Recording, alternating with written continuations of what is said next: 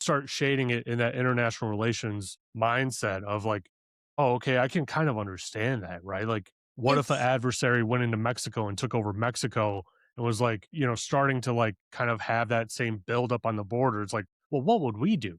You know? Yeah. It's really interesting because I think that there's a lot of that is so true. Like, one of the things that I talk about that I actually have at the beginning of the book, which I did not when I was like almost done writing it. It was something that was added later, but I think is so important to kind of giving perspective on this is I write in the beginning and the end of the book all about the social contracts that the US, China, and Russia have with their people. Because I think it's important to level set on that because it makes such a big difference as to why China has such a walled garden and why the people are willing to accept that. And so a lot of it comes down to their different views of what freedom means and what freedom is.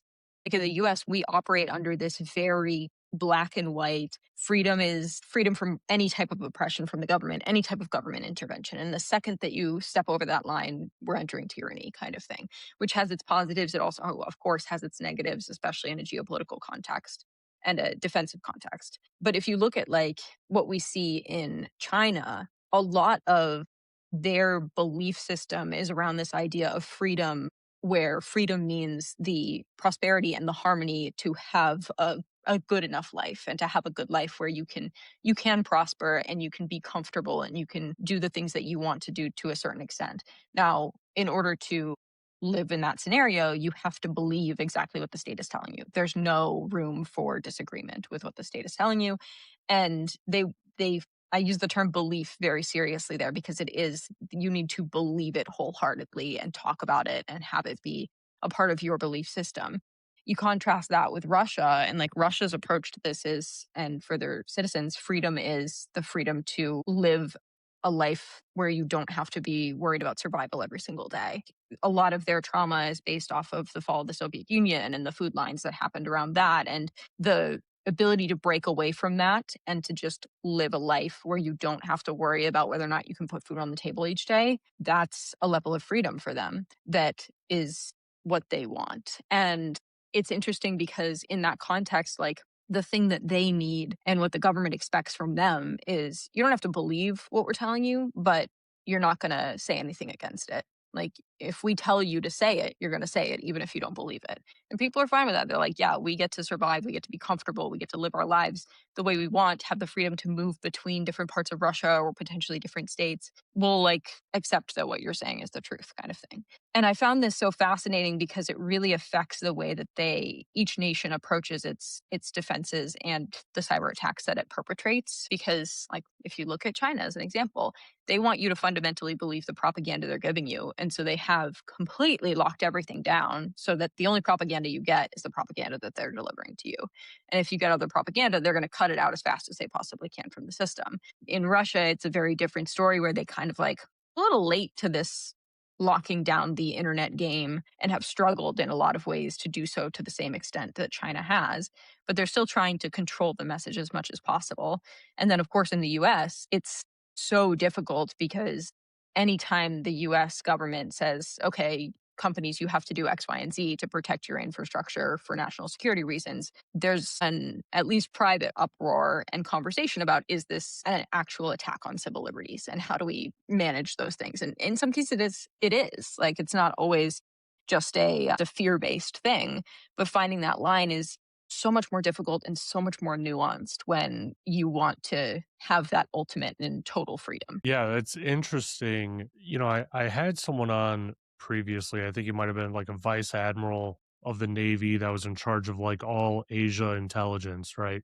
And we were talking about like what China did with the Great Firewall of China, right? And I brought up, I'm like, it's kind of like it makes a lot of sense from a security perspective. It makes a whole lot of sense, like especially like with their culture of, that belief system and you are ingrained into it, like you have to adhere to it and whatnot. And it's kind of surprising that other countries haven't done that, like Russia, for instance, hasn't really done that, at least to that extent. Are there like cyber attacks that have happened that, directly correlate back to the country of those, what we would call pretty extreme beliefs, right? But have you seen cyber attacks that have different markers that kind of coincide with that belief system or whatnot of either like China or Russia, or how are you making, that tie back to it? Yeah, so it's interesting that you say that because the thing that shocked me the most writing this book is China's forethought and like foresight to start implementing the Golden Project as early as they did. And the Golden Project was basically we recognize that the internet is going to be important.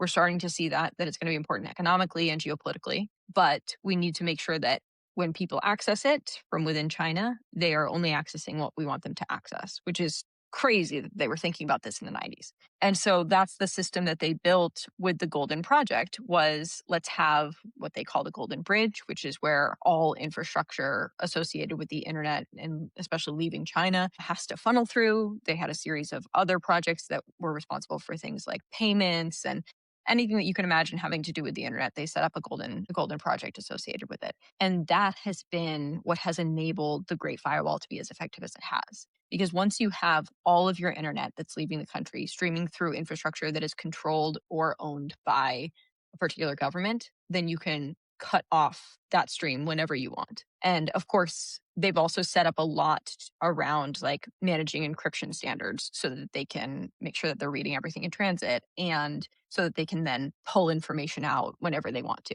But the Golden Bridge is really the fundamental infrastructure that has enabled the Great Firewall to be built on top of it and to do things like block particular websites most effectively and censor things in real time and that type of thing. And most nations just did not build that system. Like Russia is a great example of this, where they did not build that system from day one. There's a lot of reasons for that. I think one of them is because the cyber criminal community in Russia has always been very strong and for a long time relatively protected by the Russian government. And so it's difficult to manage their aspects of freedom with building a system like that.